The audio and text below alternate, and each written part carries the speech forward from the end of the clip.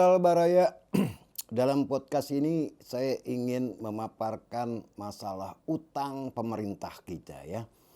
Yang jumlahnya sangat dahsyat, tertinggi sepanjang sejarah kita dan naiknya pun juga luar biasa tingginya ya.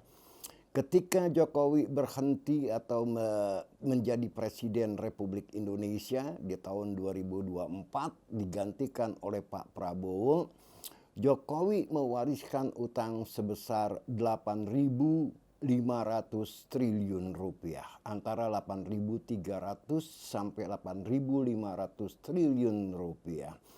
Dan pada saat ini sekarang posisi utang negara kita itu berada pada level 10.300 triliun rupiah. Tepatnya 10.293 triliun. Ini kenaikan yang luar biasa dalam jangka waktu kurang dari 2 tahun ya. Itu naiknya sekitar 1.800 triliun rupiah. Dan kalau dalam persentase itu jumlahnya 21,17% Baraya ya. Utang yang gila-gilaan ini untuk menopang pertumbuhan ekonomi kita, yang pertumbuhannya itu sendiri bisa dimasukkan ke dalam kategori pertumbuhan abal-abal ya. Karena apa? Pertumbuhan yang tinggi di atas 5%, bahkan di semester pertama tahun ini 5,45%, itu bertumpu pada pengeluaran atau belanja pemerintah yang sangat dahsyat jumlahnya. Di kuartal pertama 21,81% kenaikan belanja pemerintah, di kuartal kedua 15,97% untuk menopang pertumbuhan ekonomi di atas 5% Baraya ya. Ini tentu tidak sehat Baraya. Sampai kapan pemerintah bisa terus menopang pertumbuhan ekonomi kita dengan utang? Ya, itu yang pertama. Yang kedua, kita harus hati-hati juga ya. Masalahnya seringkali pemerintah menggunakan debt to GDP rasio yang masih sangat rendah sekali, yaitu sekitar 41%, jauh di bawah threshold aman 60%. Itu omong kosong Baraya ya. Yang perlu diperhatikan adalah debt service ratio ya. Kalau kita nanti 650 triliun harus membayar bunganya saja, sementara penghasilan pajak hanya sekitar 2.700 triliun atau something like that ya. Itu berarti debt service ratio kita sudah 18%. Bahkan hitungan-hitungan saya sudah berada di atas 20%. Sedangkan threshold garis yang paling aman itu ada 15% Baraya ya. Kalau sampai 20%, dengan kata lain ya, 20% daripada pendapatan pajak kita itu cuma untuk bayar bunganya saja Baraya ya. Nah, ini juga masih estimasi yang boleh dibilang best case scenario ya. Untuk tahun-tahun mendatang kemungkinan besar akan menjadi lebih tinggi lagi. Karena apa? Kalau kita lihat sekarang ya, SBN yieldnya yang 10 tahun di atas 7%, 7,2%. Dengan kata lain 10.000 triliun saja kalau pemerintah harus mengeluarkan obligasi yang baru dengan kupon sekitar 7% sampai 7,2%. Berarti beban bunganya saja sudah di atas 700 triliun Baraya ya. Ini akan terus-terusan merongrong ekonomi kita. Karena apa? Karena porsi terbesar dari APBN kita itu dipakai untuk membayar bunga utangnya saja, belum lagi cicilannya ya. Bahkan kalau dimasukkan juga cicilannya, banyak ekonom yang mengestimasi bahwa debt service ratio kita itu sudah berada di atas 40%. Jadi menurut saya ini adalah koplaknomics ya, ekonomi yang bertumbuh pada utang tapi tidak menghasilkan pertumbuhan yang sehat ya Baraya ya. Kenapa saya katakan tidak sehat? Coba bayangkan ya, dengan pertumbuhan ekonomi di atas 5%, bahkan di semester pertama ini rata-rata 5,45%, itu kenaikan upah buruh real hanya 1,73% Baraya.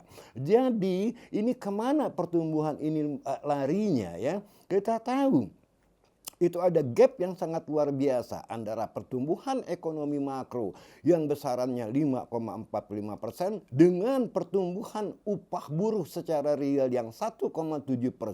Ini gap yang sangat luar biasa loh ya. Hanya sepertiganya saja buruh merasakan pertumbuhan ekonomi yang tinggi itu ya. 2/3-nya ini lari kemana? Saya yakin larinya ini mungkin sebagian besar adalah ke pemilik dapur-dapur MBG teman-teman ya, karena itu prioritas pemerintah rezim saat ini ya, yaitu terus mengedepankan MBG ya, lantas KDMP yang notabene ini adalah proyek-proyek bakar uang ya Baraya ya.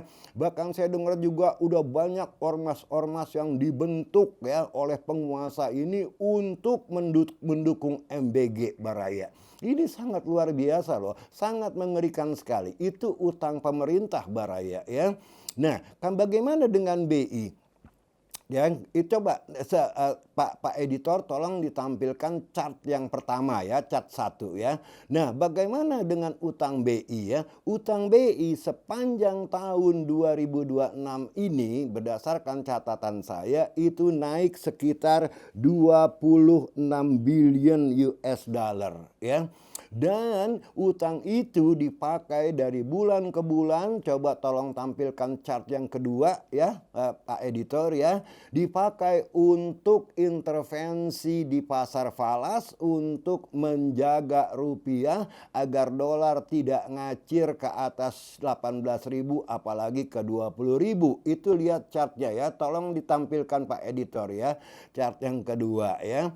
Nah, di chart yang ketiga kita lihat ya, tolong tampilkan chart ketiga Pak editor, kita lihat ada pemasukan atau surplus dari financial account kita sebesar 7 billion US dollar. Ya, tolong chart yang ketiga ditampilkan Pak editor ya.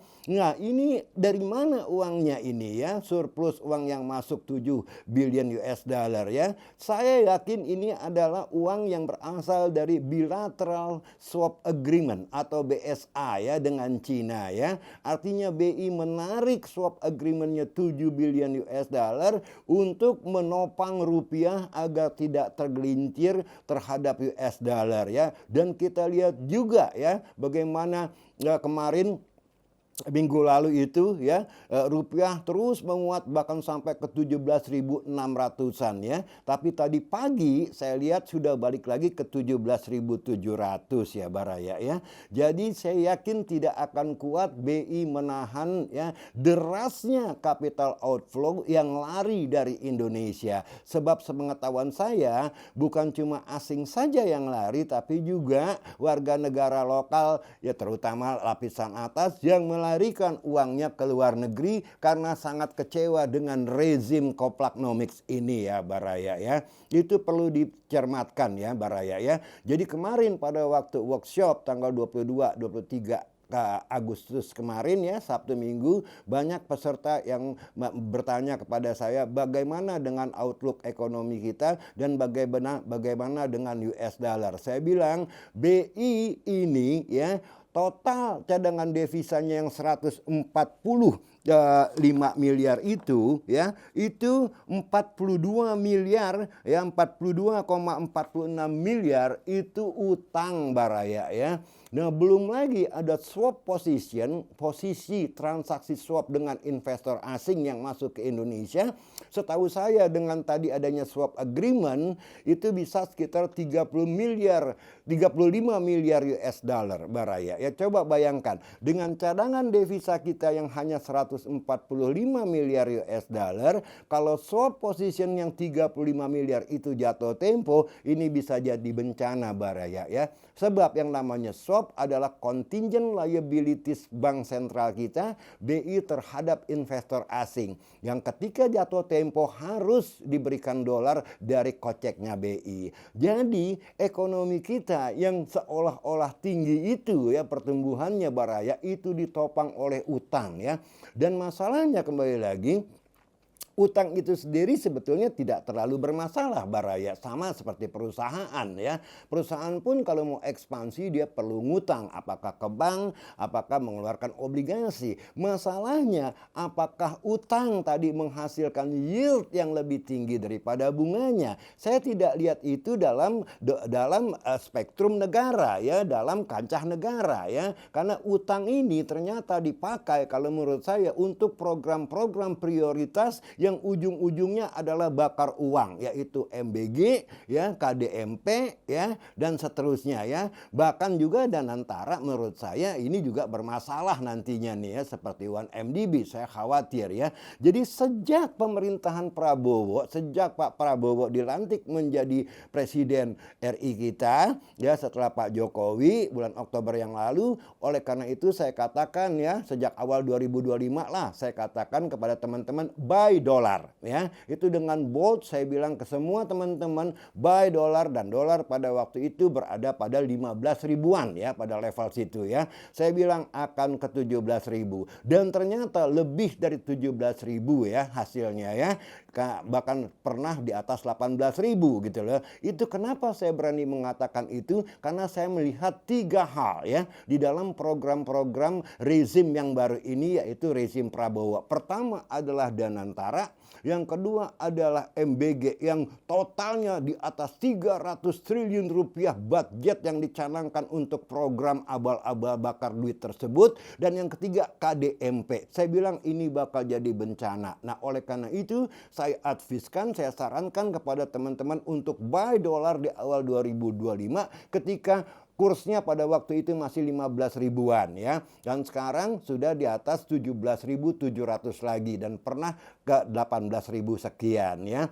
Itu karena insting saya sebagai ekonom pada waktu itu belum melihat angka-angka bahwa pemerintahan Prabowo ini akan menggunakan utang untuk menopang program-programnya seperti Danantara, seperti MBG, dan seperti KDMP, teman-teman ya. Nah, bagaimana outlook ke depan, teman-teman? Nah, kita lihat ya bahwa RAPBN ya tahun 2027 yang dibacakan oleh Pak Presiden pada tanggal 14 Agustus yang lalu dalam nota keuangannya itu merencanakan bahwa pertumbuhan ekonomi kita akan 6% ya, bahwa kenaikan pajak akan berjumlah sekitar 12% dan budget defisit atau defisit anggaran kita hanya 2,4%. Ini sangat tidak masuk akal menurut saya Baraya ya.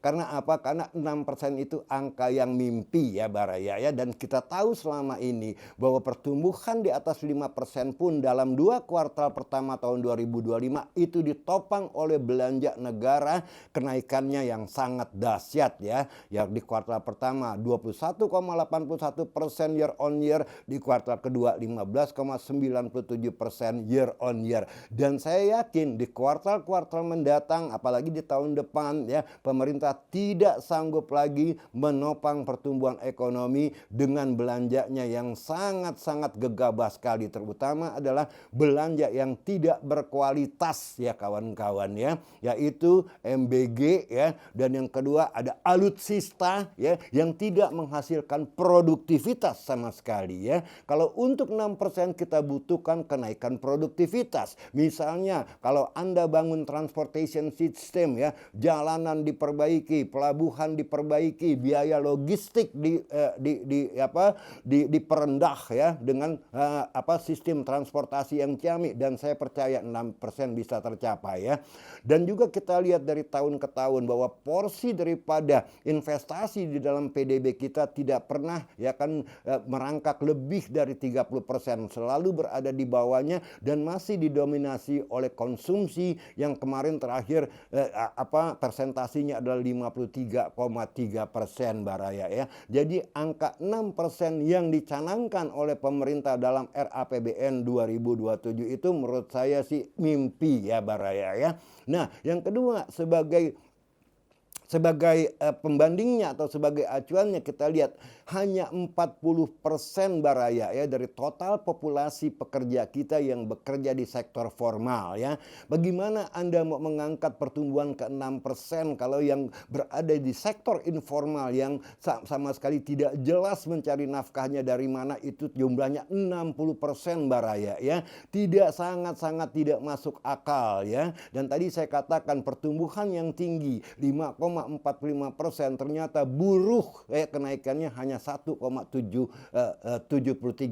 atau real wage increase ya, kenaikan daripada upah buruh secara real hanya 1,7%.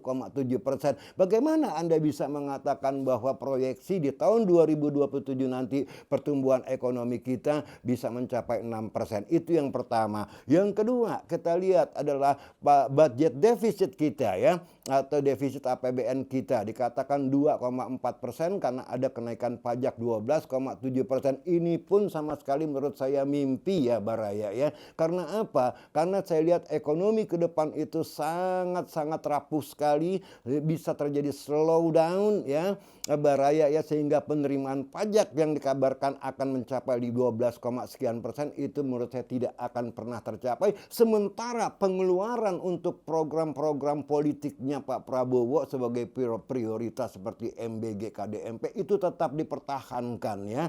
Nah, kalau kita bicara APBN ya, itu 50% dari total belanja negara itu untuk program-program prioritas Baraya ya, termasuk misalnya pendidikan ya. Itu pun dana pendidikan masih dicaplok oleh MBG ya untuk dibakar ya. Saya sekali lagi tekankan, program MBG adalah program bakar uang, bukan investasi ya. Nah, kalau kita lihat secara real Baraya ya, selain daya beli masyarakat yang turun ya, juga kita lihat bagaimana utang pinjol dari masyarakat. Kembali lagi saya tekankan, naik 25,88% Baraya ya, dan jumlahnya sudah 105T. Artinya apa? Masyarakat sebagai penopang konsumsi pun tidak punya daya beli Baraya ya. Nah, ini harus menjadi perhatian. Sedangkan sebagian besar lebih dari 50%, lebih dari 53% itu PDB kita ditopang oleh household consumption Baraya ya. Jadi sangat tidak mungkin pertumbuhan 6% itu akan bisa dicapai Baraya ya.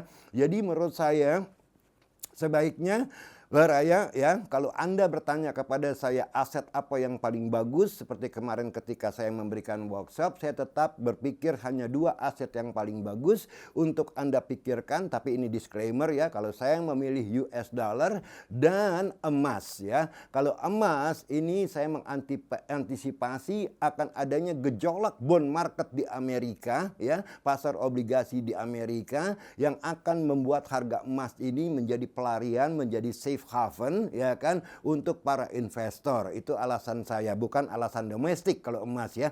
Tapi kalau dolar ini alasan domestik ya Baraya ya. Saya benar-benar ngeri ya, ini cadangan devisa BI ini akan terus tergerus. Dan kita lihat ya di chart yang tadi saya minta editor tayangkan ya, bagaimana di bulan Juni saja yang dipakai untuk intervensi di pasar valuta jumlahnya sampai 10 billion US dollar ya Baraya ya.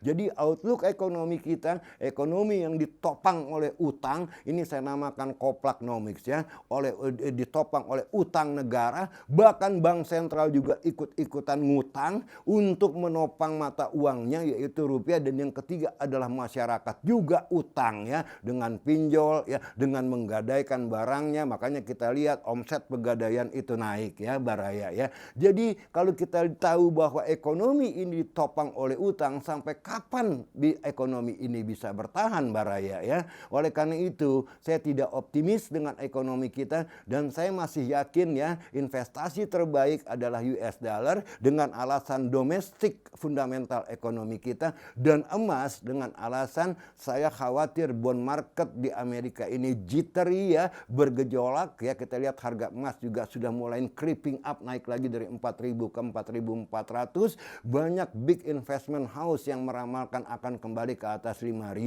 baraya ya.